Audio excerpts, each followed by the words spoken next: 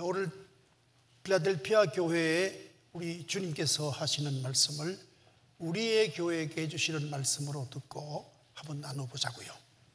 우리의 교회 그러면은 지상교회입니다.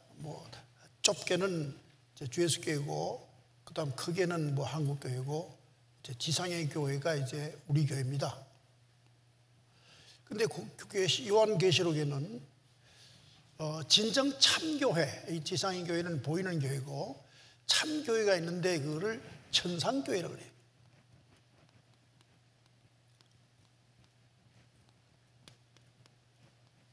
천상교회라 이렇게 얘기합니다.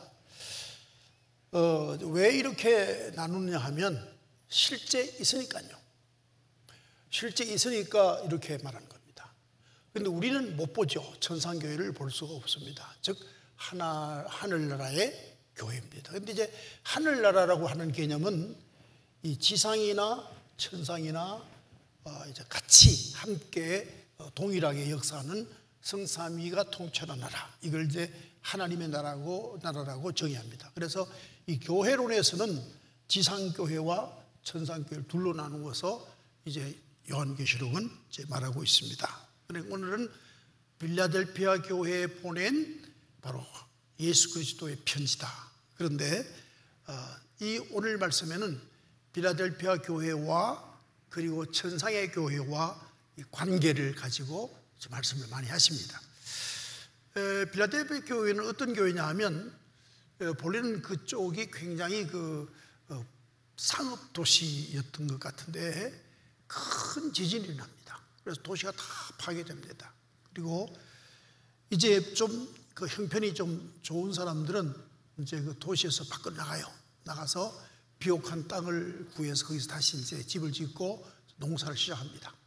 근데 이 가난한 사람들은 이 파괴된 도시를 두고 나갈 수도 없어요.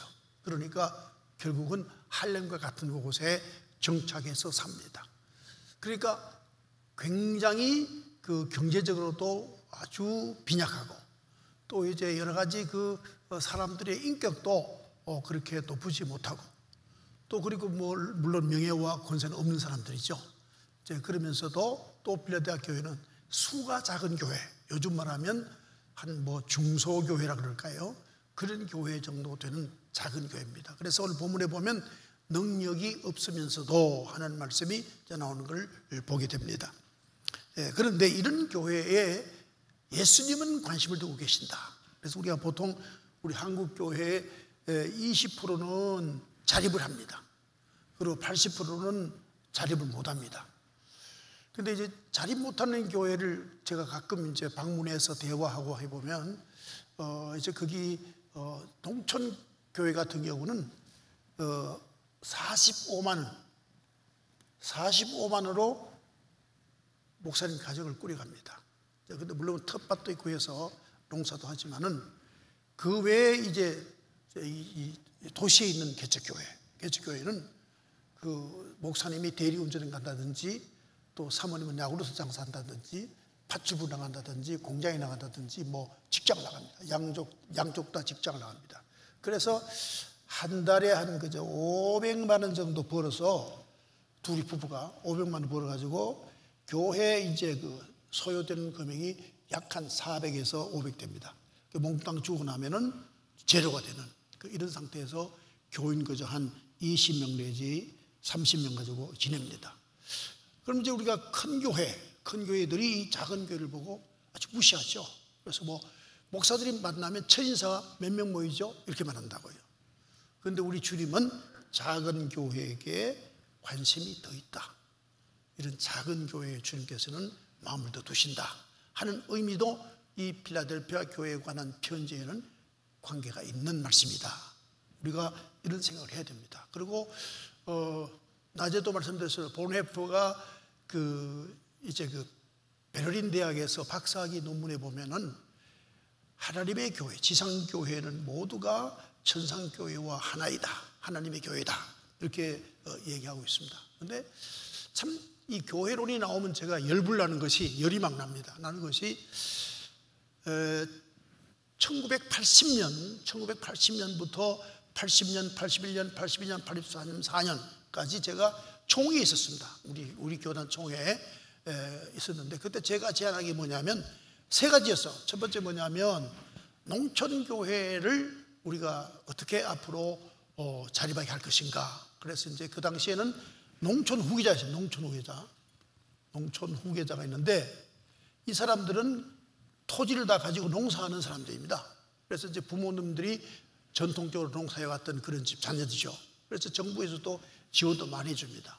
뭐 대출도 많이 해주고, 이런 사람들을 불러서 겨울에만 그 윈터스쿨을 통해 가지고 10년간 신대원 교육을 받게 하고, 그리고 이제 계속 농사를 지면서 시임을 하게 하자. 집사 있지만 전도사를 임명하자 하는 그 이제 주장이고요.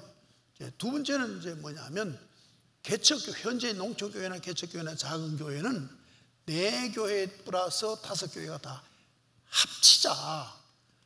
합치면 20명씩이라도 한 100명 이상 되지 않냐. 그래서 부동산 다 정리하고 합치면 된다. 그래서 이제 합치자.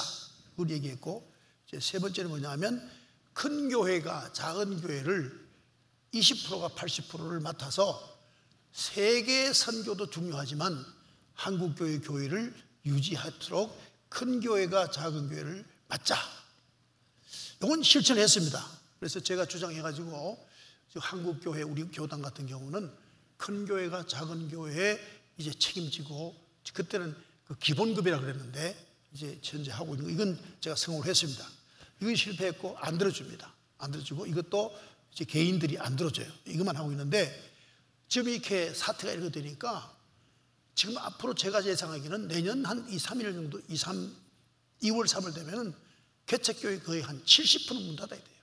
도저히 안 돼요. 왜? 교인이 안 오니까. 개척이 특히 이제 이 번식률이 높지 않습니까? 이 문제가 발생했고요. 그제 이제 총회 총무가 목사님 이야기를 그때 20년 전에 이 얘기를 들을 걸 우리가 안 들어서 이 모양 됐다고 이제 그걸 하더라고요. 하면 뭐합니까? 후회는 소용이 없는 거니까.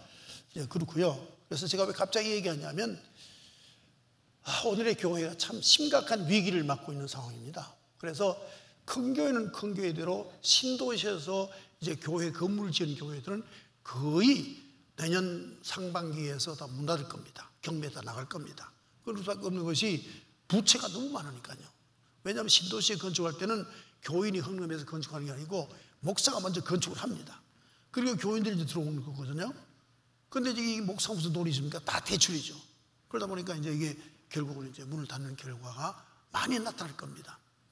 이러한 지상교회는 그야말로 여러 가지 그 상황과 형편에 따라서 이제 많은 변화가 있습니다. 변화가 있지만은 천상교회는 변화가 전혀 없습니다. 태초 이전부터 영원한 날까지 변화가 없습니다. 우리는 지금 무엇하라고 예수 믿느냐 하면은 지상교회를 통해서 천상교회에 등록하고 천상교회에서 신앙생활을 목적으로 하고 신앙생활을 하는 겁니다. 그런데 바로 이 소망, 천국의 소망, 이 천국의 소망이 점차 없어지는데요. 제가 한국교회를 이제 분석하고 쭉 이렇게 보면은 우리가 1950년대가 이 소득이 500불입니다. 500불 시대 때는 천상의 교회를 소망하면서 신앙생활을 했어요. 그러다가 1960년대에 들어오면서 약 한 700불대가 됐습니다. 이러면서 뭐가 됐냐면 이제 주로 치유, 신비 운동이 시작됐어요. 부흥의 운동도 많이 하고 이렇게 됐어요. 그 다음에 80, 70년대 가고 80년대가 되면서 만불 됐습니다. 교회가 뭐 했냐면 민주화 운동했어요. 민주화 운동을 했고요. 90년대 들어와서 이제 그때가 이제 벌써 노태우 이후죠. 이때가 이제 뭐 있었냐면 이제 한 2만 불 정도, 15,000에서 2만 불 정도 됐을 거야. 아마 2만 불 됐는데 일단 한국교회는 성경 공부했어요. 그 다음에 이제 2000년대 후반부터 2000 들어오면서 2만 불대가 됐는데 이때 우리 찬양을 했어요. 찬양했어요. 자, 이걸 봅시다. 필라델피아 교회가 이 지경이거든요.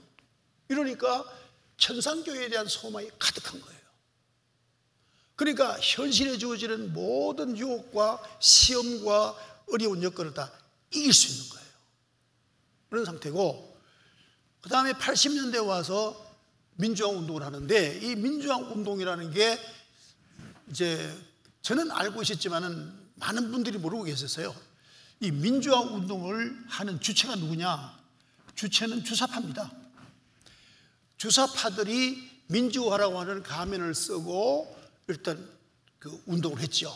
그래서 뭐 대학이나 교회까지, 교회가 다 그때 뭐 세문안교회, 뭐 영락교회 할 것 없이 전부 가문의 데모를 나갔지 않습니까? 교회마다 목사님들 설교를 민주화 운동, 이게 설교 주제였어요. 이게 만불 시대거든요. 그 민주화만 벌써 어디죠? 이게 현실 상황을 바꿔보자는 겁니다. 그 현실 문제죠. 그 다음에 이제 그 다음에 뭐죠? 자, 성경 공부 열심히 합니다. 이게 뭐죠? 벌써 성경을 믿으려 하지 않고 이성적으로 성경을 보며 신앙생활 하는 것이 되어버렸다는 거죠.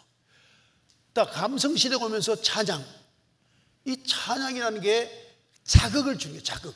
하나님이 없는 앞에서 찬양하는 겁니다. 자기에게 자기가 자극을 주는 거예요. 또 많이 모이면 이제 또 서로 자극을 주는 거죠. 이게 자극적인 일로 하면서 그다음부터 아무것도 없는 거예요. 그러니까 땅속으로 들어가 버린 거예요. 지상교회도 없어져 버렸어. 이런 이렇게 교회 변화를 보면서 우리가 과연 지상교회가 이렇게 바른 신앙으로 살아가자면 우리가 추구하는 바가 천상교회를 바라면서 신앙생활을 해야지, 지상의 어떤 것을 바라고 환경 변화라든지 뭐 자기에 대한 어떤 이성의 충족이라든지 삶의 충족이라든지 혹은 어떤 우리의 감성의 자극이라든지 이런 것들을 주도로 하는 목회는, 교회는 결국은 없어진다, 사라진다 하는 것을 우리가 알아볼 수가 있습니다. 그리고 이제 1절 말씀에 보면은 수신자와 발신자 얘기를 하고 있는데, 이제 발신자는 예수님이죠. 예수님인데 그분은 누구냐 하면 다윗의 열쇠를 가지셨다고 그러는, 다윗의 열쇠가 누구냐 하면 다윗 후대에 예수님이 오시잖아요. 오시는데 바로 십자가가 복음이 이제 키다. 그러니까 이제 복음을 만드신 이가, 우리에게 준 자가 이제 말씀했고요. 그 다음에 열면 닫을 사람이 없고 닫으면 열 사람이 없는 분이라 그랬습니다. 그래서 예루살렘 성전에 들어가는 문인데요, 이것은 천상교회의 문을 의미합니다. 천상교회의 문, 우리가 천상교회에 들어가는 것은 오직 예수를 믿음으로 말미암아 들어갈 수밖에 없다 하는 이제 그런 이야기를 하고 있습니다. 그래서 필라델피아 교회에 열린 문을 두어 서며 능히 닫을 사람이 없으리라 하는 말씀이 있죠. 뭐 두말할 것도 없이 복음으로 구원을 얻게 하고, 그리고 복음을 믿게 하고, 그러한 복음적 교회였다 하는 것을 이제 말씀을 하고 있습니다. 또 주님의 말씀을 지켰다 하는 겁니다. 여러분, 이제 11조를 드리는 사람들이 이제 우리 성도들이 모두 다 드리고 있는데요, 예를 들어서 하루에, 한 달에 수익이 50만 원 미만은 11조 드리기가 매우 부담이 없습니다. 한 달에 50, 제가 뭐라 그랬죠 지금? 한 달에 보통 봉급받는 게 500만 원, 500만 원까지는 별로 이제 11조 50만 원이죠. 50만 원이죠. 네, 별 부담이 없어요. 이게 이제 올라가서 한 달에 수익이 1,000만 원이 돼요. 그러면 조금 생각을 해봐요. 이게 1억이 돼요. 그럼 11조 못 바칩니다. 못 바치고 결국은 11조라는 이름의 적당액을 바치는 거죠. 이렇게 됩니다. 이렇게 돼서 오히려 가난한 사람이 온전한 11조를 드리기가 매우 가볍습니다. 네, 가볍습니다. 그래서 뭐 200만 원 봉급받아가지고 20만 원 드리는 거 쉬워요. 그런데 이제 이걸 뭘 말하냐? 가난한 자, 이 땅에 가난한 자가 하나님의 나라를 더 크게 소망할 수 있는 아주 좋은 기회를 얻은 축복받은 사람이다 하는 것입니다. 좀 오해하지 마세요. 제가 가난한 자를 두둔하는 게 아니고 우리의 신앙생활의 현실 그대로 제가 말씀드리는 거예요. 그래서 오히려 가난한 사람이 신앙생활하기가 좋다, 이런 말씀을 들 수가 있고요. 또 실제 그 고난받는 교회, 이를테면 초대교회는요, 초대교회는 생존이 안 되는 거예요. 예수 믿으면 생존이 안 됩니다. 이럴 때에 아무것도 없으니까, 이럴 때에 오직 하나님의 나라가 그 속에 온전해지는 거예요. 그래서 순교하는 거예요.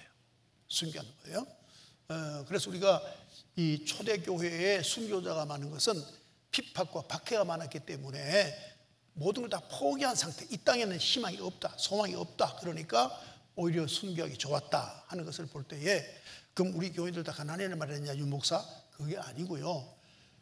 그래서 소득이 크든 적든 하나님 앞에 바로 숨기려고 하면 하나님 나라, 그러니까 천상의 교회에 대한 소망이 충만해야 가능하다는 거예요. 이게 천상의 교회에 대한 확신이 없으면 하나님께 헌신할 수가 없어요. 오늘 나오신 분들은 다 천상의 교회에 확신이 있으니까 이 3시에 여름에 나오는 거예요. 참 집에 들어갔다 나온 날은 굉장히 힘들고요, 어려워요. 제가 알고 있어요. 네. 그래서 이제 성령의 충만, 이것밖에는 우리가 제대로 신앙생활하는 길이 없다.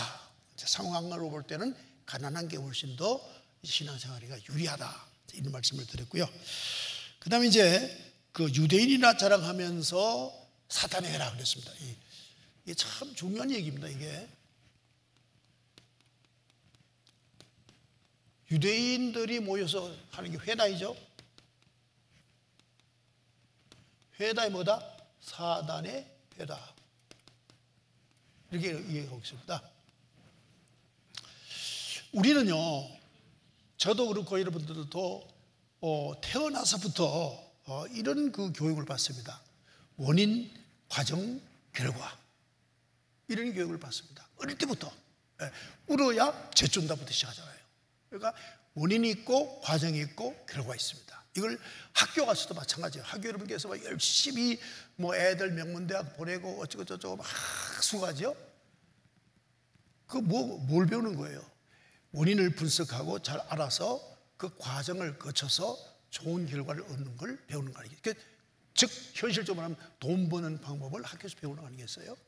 그런데 이게 영적으로 유대인들은 내가 율법을 지킴으로 나는 의로워지고, 나는 의로워지니까 결국 부활하고 천당에 간다 하는 이런 인간의 이성하고 아주 그대로 같은 그런 교리, 구원론을 가지고 있는 게 유대인들입니다. 그런데 복음이라는 것이 믿으면 구원한다는 말이죠. 그러니까 그건 이성적으로 볼 때는 이게 값싼 은총이죠. 값싼 은총은 누가 처음 말했냐면 오늘 보네프라는 사람이 말했습니다. 값싼 은총이다. 믿으면 구원 얻는다. 그래서 그저 믿기만 하고, 그래서 구원 얻었다 하고, 그다음부터는 뭐죠? 아무런 구원 얻은 자의 삶을 살지 않는다는 거죠. 그게 값싼 은총이라고 보네프가 처음 말했어요. 이제 그렇죠.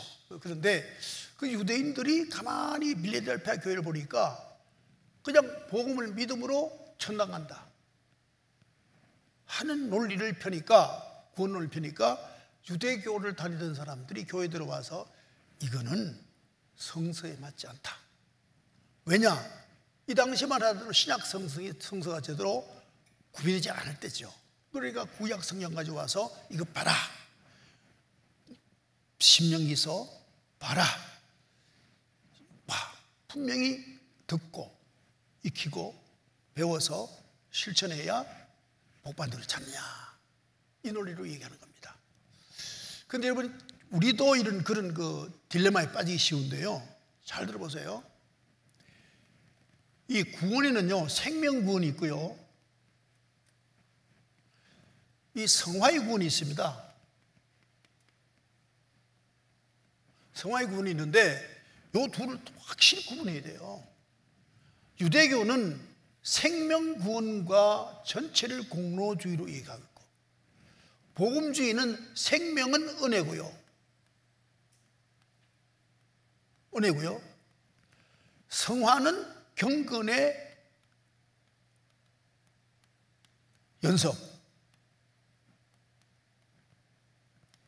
연습을 통해 이루어지는 거예요. 결국 이거는 공로죠. 요 구분을 못했던 거예요. 그래서 결국은 이제 처음부터 예수 믿기 시작해서 하나님의 자녀 되는 것, 거듭남부터 시작해서 거룩해지는 것까지 전체를 유대인들은 공로해야 된다. 그다음에 복음은 아니다, 은혜로 하고, 그다음에 성령 역사 가운데 이제 경건해지는 연습이 이루어진다, 이렇게 이제 가르치게 됐는데 아마 그게 잘 안 됐던 것 같습니다. 그래서 이것 때문에 많은 교인들이 실망하고 이제 그 마음속에 그 시험이 들고 그랬던 일이 있었던 것 같습니다. 성경에는 특히 고린도 전후서 여기에 보면 뭘 말하는 하면, 사람들이 그 자기 생각, 자기 논리, 자기 문화와 어떤 경전의 그 내용이 같으면 빨리 받아들입니다. 빨리 인정하고요. 그게 다르면 잘 인정 못 하잖아요. 이 사람이 누구나 다 이게 원인이 있고 과정이 있고 결과가 있다는 논리에 다 보편적 상식으로 되어 있는데, 아니야, 믿으면 천국 가, 그러니까 이건 아니라고 거부하게 되죠. 그러다 보니까 결국 이러한 그 교회 안에 이런 시험이 들었던 겁니다. 그래도 이 사람들은 잘 이겼다. 필라델피아 교회는 그런 걸 잘 이겼다, 이렇게 이제 말하고 있고요. 특히 이제 유대인의 그 중요한, 자기들이 중요하게 여기는 뭐냐면 이제 그 전성, 위에서부터 계속 내려오는 전성, 이걸 지키는 것이 그들한테는 큰 그 가치로 알았죠. 그걸 이제 자랑을 하는데, 사실 필라델피아 교회는 뭐 그럴 만한 그런 상황도 안 됐죠. 그러니까 그런 점에서 많은 어려움을 겪은 것 같습니다. 그 다음에 결국 그들이 무릎을 꿇게 됐다라는 얘기했는데요. 왜 무릎을 꿇었을까? 그건요, 이제 우리가 보통 예수 믿으면서 그 마음에 든든한 어떤 우리가 그 든든한 소망이 있죠. 그건 뭐냐면 예수 그리스도의 재림입니다. 재림인데, 이 재림의 믿음만 확고부동하면요, 여러분의 삶의 질이 완전히 달라집니다. 완전히 달라집니다. 이 재림에 대한 소망을 확실히 믿지 않기 때문에 여러분의 신앙생활이 이렇게 정말 어려운 거예요. 신앙생활이 어렵단 말이죠. 제가 우리 손자를 보니까 이제 고등학교를 들어갔어요. 들어갔는데 이제 그 기숙사에 있다가 나왔어요. 나와가지고 어젯밤에 보니까 밤새 잠을 안 자고 공부를 해요. 그렇게 공부해라 해도 안 하는 놈이 지가 자진해서 하는 거예요. 왜 그러냐 가만히 물어봤더니 자기보다 공부한 사람들이 많다는 거예요. 그래서 첫 시험에 떨어지면은 그다음부터 이게 학생 중에도 등급이 생긴대요. 못한 놈, 잘한 놈. 그 친구가 또 결정된대요. 그래서 첫 시험을 잘 봐야 된다, 그러면서 밤샘이 하더라고요. 그러니까 시험이 있다는 걸 확신하잖아요. 우리가 재림 때 주님 앞에 선다는 게 확신된다면 과연 우리가 어떻게 살까? 지금 현재 신앙생활의 모습이 이대로 살아갈까? 아니라는 겁니다. 이렇지는 않다는 겁니다. 제가 목양을 하면서 참 고민하는 게, 저로서는 고민하는 게 많습니다.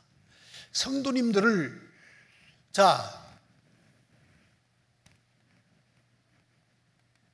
신비체험과 이 재림을 좀 강조를 할까? 그런데 이렇게 되면 어떻게 되느냐? 성도들이 인격적 신앙이 안 돼버려요. 안 돼버려요. 그러니까 뭐냐? 오늘 사회 속에서 하나님의 사람으로서의 살아가는 삶을 제대로 못 살아요. 특히 여러분이 재림을 강조해서 사람을 많이 끌어모은 교단이 있죠. 신천지입니다. 이것도 14만 4천만 들어간다 하니까 사람들이 길을 쓰고 자기들 뭐라 그러죠? 무슨 자기들 성이 있죠? 그거 들어간다 그러죠? 네. 그러니까 사람들이 비인격이잖아요. 제가 그 얘기 듣고 깜짝 놀랐는데 자기의 몸을 헌신하고라도 전도해서 재림주 앞에 상 받겠다는데 진력을 다한다는 거예요. 그러니 뭐 가정이 다 파괴되고 그야말로 비인격적 존재가 되어버리죠. 그래서 이걸 조금 누르고 인격적 목회를 하니까 성도들이 다 보면은 한마디로 말해서 뭐랄까요? 저 평범한 성도적 신앙생활을 하는 거예요. 뭐 별로 특별한 사람도 없고 뭐 못한 사람도 없고 그냥 평범하게 신앙생활을 하는 겁니다. 그래서 오늘 본문 말씀에도 나와 있는데요, 필라델피아 교회가 작은 교회고 힘없는 교회이지만은 그래도 복음을 붙들고 탄탄하게 이제 그 쭉 신앙생활을 해왔기 때문에 이제 그 12절 말씀에 12절 말씀에 죄송 10절 말씀에 내가 나의 인내의 말씀을 지켰은즉 내가 또한 너를 지켜 시험의 때를 면하게 하리니 이는 장차 온 세상에 임하여 땅에 가는 자들을 시험할 때라 그랬습니다. 이 필라델피아 교회가 뭐 특별히 뭐 성령 받았다고 난리친 사람도 없고 뭐 그렇다고 해서 뭐 그 사람들이 무슨 그 어떤 세상에 어떤 그 소망을 두고 막 복받겠다고 그러는 신앙도 아니고 그냥 재림의 나라를 바라보면서 아주 인격적으로 신앙생활을 해갔던 거죠. 그래서 외모로 볼 때는 전혀 뭐 자랑할 게 없고 칭찬받을 게 없습니다. 그러나 아주 건강한 신앙의 교회다. 그래서 이 필라델피아 교회는 하나님께서 꾸중한 게 하나도 없어요. 다 칭찬만 하시는 거예요. 예, 그 다음에 여기 본문 말씀에 있는 그대로 이제 말씀드립니다. 내가 속히 우리니 내가 11절에 내가 가진 것을 굳게 잡아 아무도 내 멸류관을 빼앗지 못하게 하라 그랬습니다. 이 멸류관에 대해서 여러분께서 혼돈하지 말기를 바라고요. 계시록 7장에 보면 이 표 받는 게 있어요. 표 받는 거. 이마에 표 받다, 인치다 하는 게 있습니다.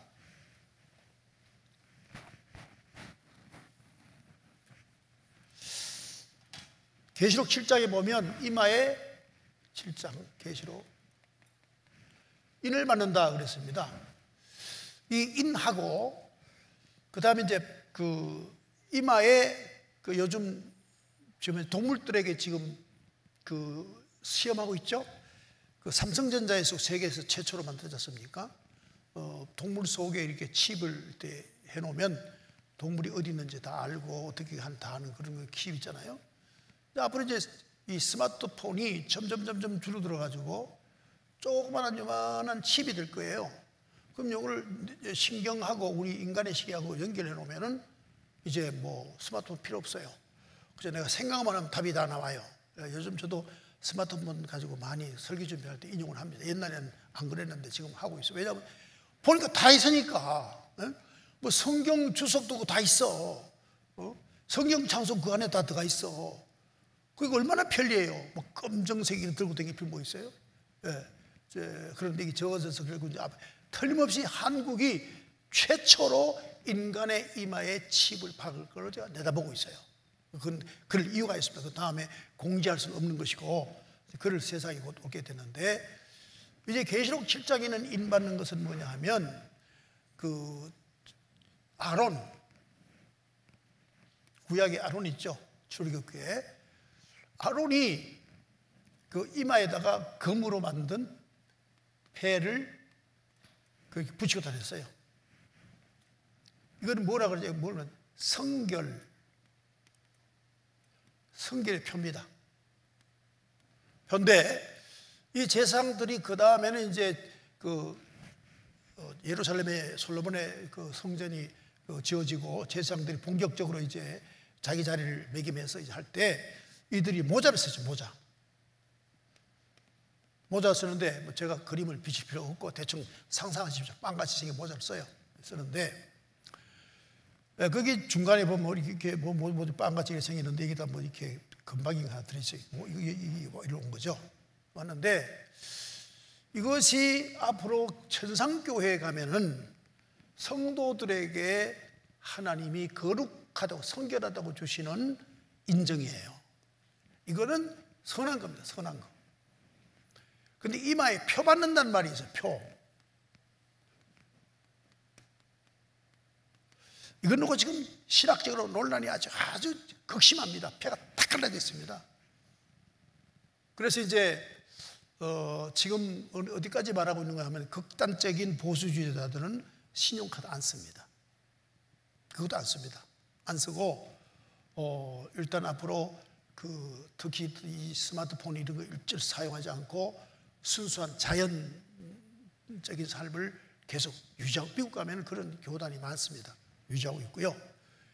결국은 인간들 어디 가느냐, 편리 찾아가다 보면은 사탄에게 결국은 표를 받게 된다는 거예요.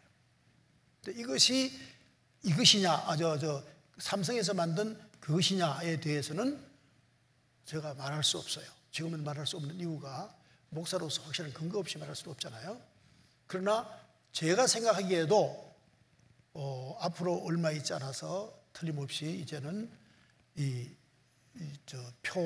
이마에 표 받는 거, 이게 아마 거의 이루어지지 않을까. 그러면 뭐가 되냐면, 지금 여러분께서 이제 국제나라라고 하는 걸 만드는 집단이 있다는 걸 지금 들어보셨죠?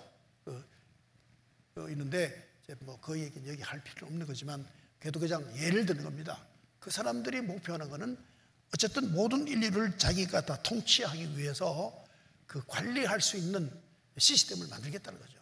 그래서 이제 이게 표 얘기가 그래서 나오는 겁니다. 그런 건데 거기에 대해서 저는 뭐 아직까지 확실한 근거 없는 말을 할 수도 없고, 그래서 계시록을 주로 강의하는 성도들은 표 받으면 안 된다 이렇게 이제 말합니다. 그래서 이제 그거는 사탄에게 속하여진다 이렇게 말합니다. 지금도 제가 생각해 보면요, 인간이 인간답게 살 수 없어요. 자동차를 타고 가면 뭐 다 카메라 찍히잖아요. 어디 몇 번 국도 지나가다 다 찍히고, 뭐 어떤 분들 보면 저걸 안 해요. 고속도로 하이패스를 안 씁니다. 자기 어디 통과했다는 그 알려주고 싶지 않다는 거죠. 그래서 안 쓰면 되고 한데, 하여튼 지금은 다 해서 뭐 그 CCTV 다 달아놓고 지금은 도망갈 데도 없고 숨을 데도 없고, 만약에 이 나라가 만약에 잘못되어서 이제 현재 뭐 유물론자들이 좀 통치하고 있으니까 이게 잘못되어서 교회 예수 믿는 핍박하기 시작하면요, 숨을 자리가 없어요. 다 끌려가야 돼요. 그런 상황이 돼 있죠. 어쨌든 뭐 그런 사회라 하는 걸 말씀을 드리고, 그 다음에 여기 인카는 것은 이제 그 거룩함을 이제 의미하는 겁니다.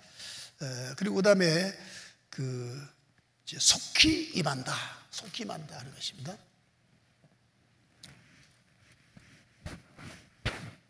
여러분 보면 목선 안고 다니는 거 가지고 자꾸 이 얘기를 길게 하느냐 그럴 수 있는데요. 이 속히 임한다고 하는 뜻은 그 예수님 때문에 그런 거예요. 예수님께서 내가 곧 오리라 그래요. 곧 오리라. 그래서 곧이라는 거예요. 우리 한국말로 번역되어 있죠. 곧 오리라 그랬습니다. 오리라 그랬는데, 여기에 종말론이 들어있는 종말론. 이게 종말론에 세 가지겠죠. 첫째가 뭐죠? 우리는 절대 시간을 삽니다. 우리가 유한한 존재이기 때문에 절대의 삶을 산다고요. 아까 우리 성가대가 성가 준비할 때의 시간이 지나갔어요. 그렇죠? 영원히 못 만나는 시간이에요. 그때 성가를 열심히 그리고 최선을 다하여 준비하지 않았던 분들은 그건 그만큼 공간이 그냥 허송세월한 거죠. 지금 이거 시작한 시간도 갔어요. 우리는 절대 시간을 살기 때문에 순간순간이 종말이라는 거예요. 그래서 순간 종말론입니다.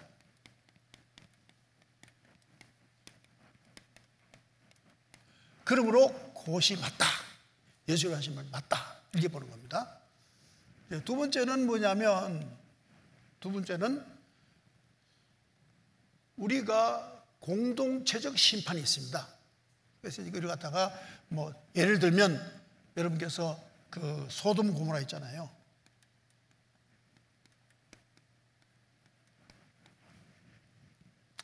제가 뭐 자기가 눈이 잘못되면 그 잘못된 것만 계속 보이는 것처럼, 제가 이번에도 우리나라 같은 경우에 이 우한폐렴이, 제가 우한폐렴 한 이유가 있으면 자꾸 코로나에서 안 쓰는 이유가, 우한폐렴이 전파되는 거 보면 기독교 중에서는 유사 기독교, 친천지, 그다음에 엉뚱한 저 강성남 거기, 또 그러면 또 좋지 못한 만민중앙교회, 이걸 중심으로 많이 이루어졌어요.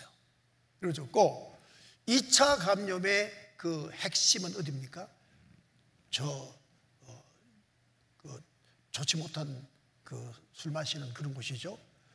보통 술 마시는 곳이 아니고 거기는 소위 말해서 동성연애하는 자들의 모이는 집단이에요.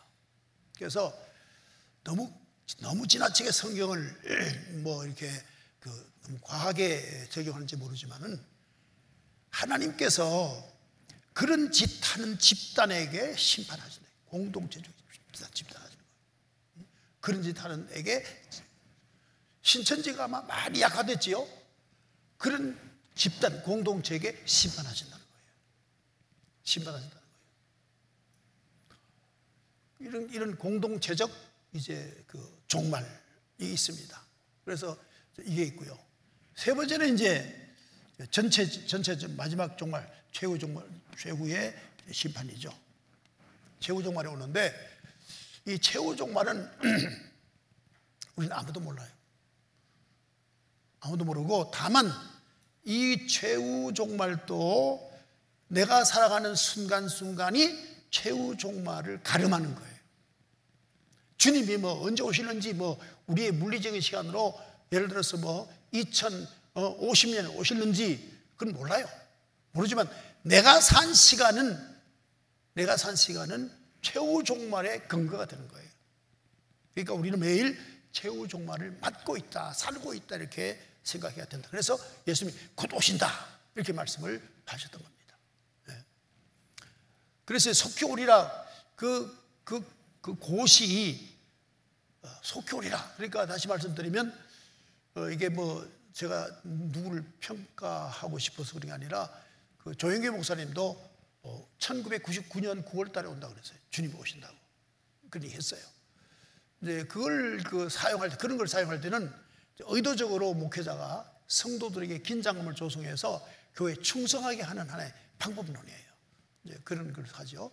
이제 그래서 그거는 정말 잘못된 거고요. 성서적이지 않죠. 그래서 이제 소위 말해서 이제 그 목회 기술의 하나에 들어가는 그 수단이죠. 아니, 기술이죠. 그래서 뭐 주님 언제 오신다, 이래가지고는 이제 교인들하고 헌금도 많이 내게 하고, 충성도 하게 하고, 신앙생활도 열심히 하게 하고, 그렇게 하는 방법도 있습니다. 그런데 뭐 그건 뭐 얘기할 거 없고요. 그런 사람 들어있긴 하고, 대체로 그렇지 않습니다. 그 다음에는 이제 그 성도들의 그 영광스러운 이름 13절 보시죠.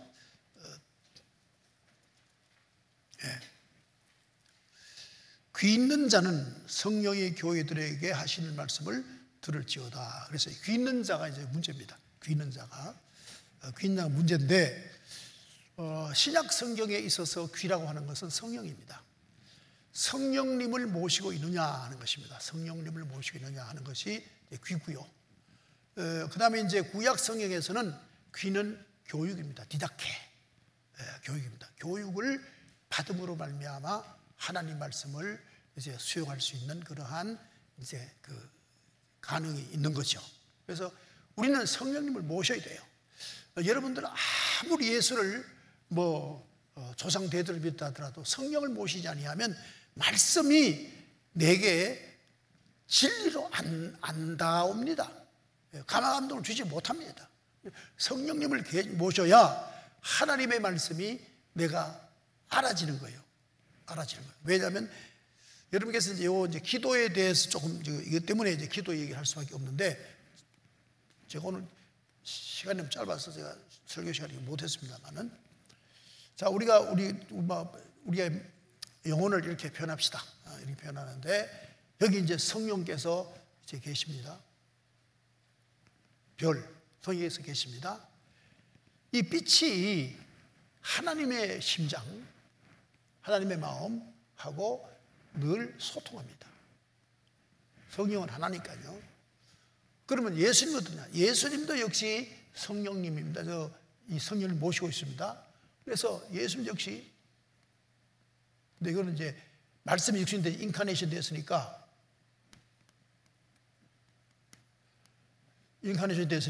여기도 이제 별을 그립니다. 여기도 별을 그리고. 가서 이제 같이 다 합니다. 같이 합니다. 그러다 보니까 내가 성령님을 모시고 있으면 기도가 시작되면 이 삼위와 우리와 하나가 되는 거예요. 기도 시간에 하나가 됩니다. 그래서 기도는 뭐냐? 성령의 교통함이에요. 그래서 이제 기도를 하게 되면은 교통이라는 아시죠? 뭐 소통한다, 교통한다 똑같은 얘기인데 교통하는 거예요. 그래서 이걸 갖다가 다르게 표현할 때는 숨을 쉬는 거다, 숨 쉬는 거다라고 말하기도 합니다. 이와 마찬가지로 귀 있는 자는, 성령을 모신 자는 하나님의 말씀이 들려오면은 그대로 100% 하나님 뜻을 압니다. 알고 기록된 말씀, 성경 말씀이 그대로 깨달아지는 겁니다. 그래서 이제 한 예를 들면 이런 겁니다.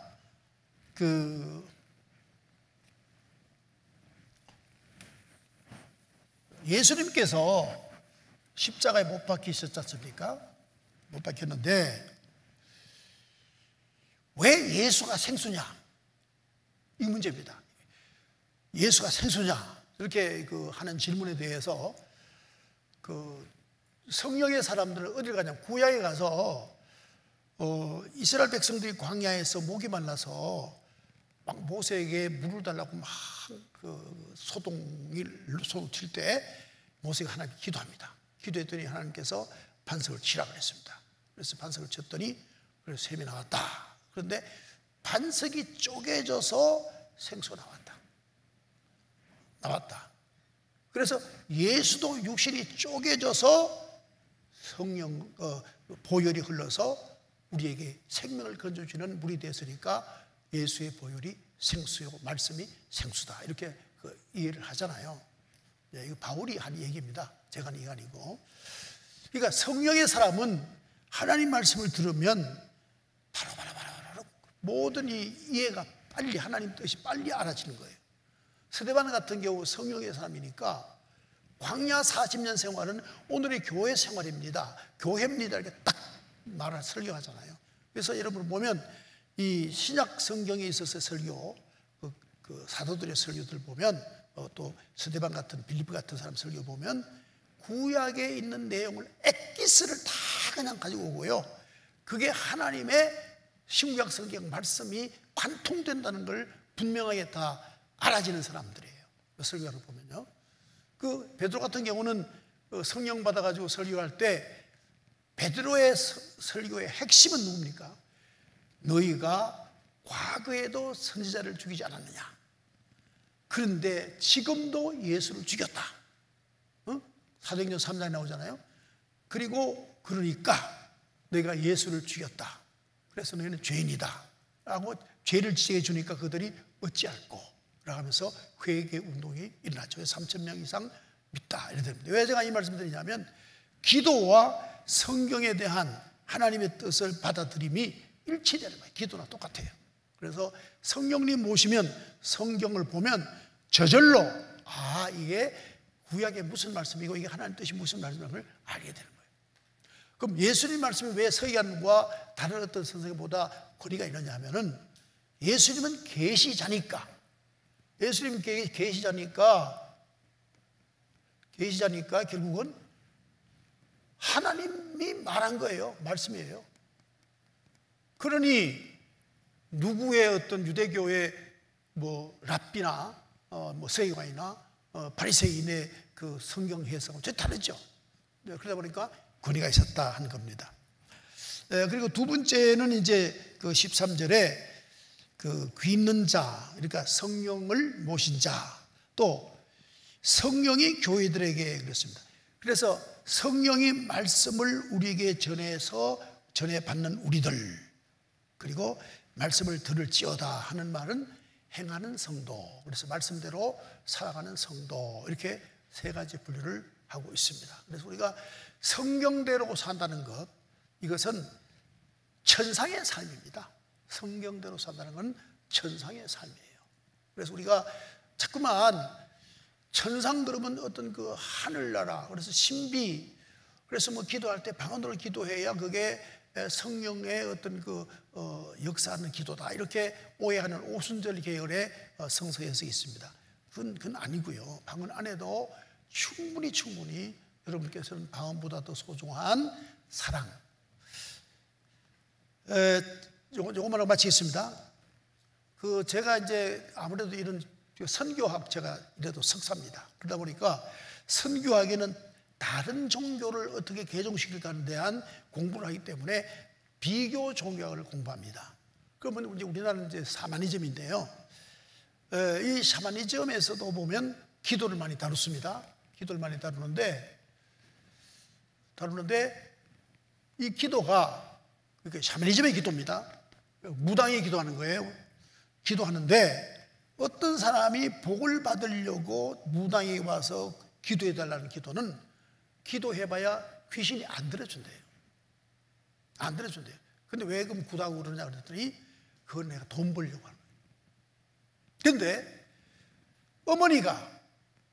어머니가 딸이 지금 다 큰 그 중병을 앓고 있어요. 어머니가 와서 이렇게 무당한테 부탁한 그 부탁을 가지고 기도해 보면 신령이 그냥 자기가 모시는 신령은 오는 게 아니라 다른 신령까지 온다는 거예요. 그래서 기도는 사랑에 근거해야 된다. 기도는 사랑에 근거하는 기도가 응답된다.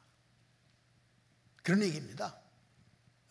그러니까 기도를 이기적 목적으로 썩어질 세상 것을 얻기 위해서 기도하는 것은 하나님께서 주시기는 주시나 우리에게는 오히려 시험이란 말이에요. 시험. 제가 이런 예를 많이 드는데 우리 학교 가면요, 우리가 학교 다닐 때는요, 뭐 한반에 56명, 60명 앉아요.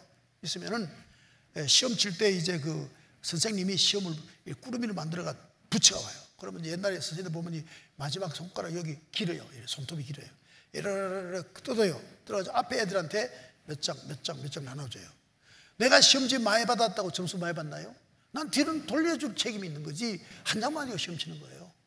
여러분, 물질을 많이 받은 사람은 내 쓸 거 아주 검소하게 쓰고 나머지를 남을 위해 다 써야 될 과제가 온 거예요. 알아듣겠어요? 그 돈 많이 벌면 아무 소용없어요. 아무 소용없는 게 아니라 선하게 생각하면 큰 축복받은 거죠. 왜? 다 나눠줘야 되니까. 이제 천국 가면 이럴 겁니다. 너 평생에 돈 내 집에 얼마까지 있었느냐? 예, 내가 1,000억까지 있었습니다. 근데 너를 위해 쓰고 남에게 위해 쓴 게 얼마냐? 그 틀림없이 묻습니다. 그래서 GDP가 높아진 한국교회 A 추락. 그건 뭔가? 결국은 자본주의에 완전히 우리가 다 의식화돼가지고 소비함으로 나의 존재에 대한 인식을 하는 데까지 가버렸어요. 그래서 돈을 씀으로 나는 존재한다. 파스칼은 생각함으로 존재한다. 자본주의는 돈 씀으로 존재한다. 이거거든요. 그러니까 우리가 뭐 물질의 종도로 타는 거죠. 그래서 이걸 다른 만몬의 종, 돈의 종들이죠 다. 이렇게 바뀌어버렸어요. 그래서 우리가 하나님 앞에 신앙생활을 하면서 참 바르게 우리가 신앙생활을 해야 된다. 우리 영혼이 자유로워야 된다. 자유로워야 된다. 저는 우리 손자들도 그래요. 손자 오면은 5만 원짜리가 왜 누가 만들어가 나를 이렇게 고통을 주나. 옛날에 만 원짜리 있을 때는 10,000원 주면 되는데 5만 원 줘야 되잖아요. 그러니까 나는 7이면 3배 하면 35만 원 나가요. 여러분, 뭐 하여튼 오늘 필라델피아 교회는 다 칭찬만 들은 교회이기 때문에 이렇게 말씀을 드리고 우리도 필라델피아 교회를 닮아가야 된다. 예, 닮아가야 된다. 이를 우리가 생각합니다. 그러니까 돈을 많이 하나님부터 받는 게 축복이 아니고 받은 돈을 하나님의 뜻대로 잘 쓰는가가 축복이에요. 예, 우리 그걸 알아야 돼요. 우리가 그렇게 살고 주님 오시면 평가받을 평가를 우리가 생각해야죠. 천상의 교회를 우리가 늘 생각해 보자 하는 겁니다.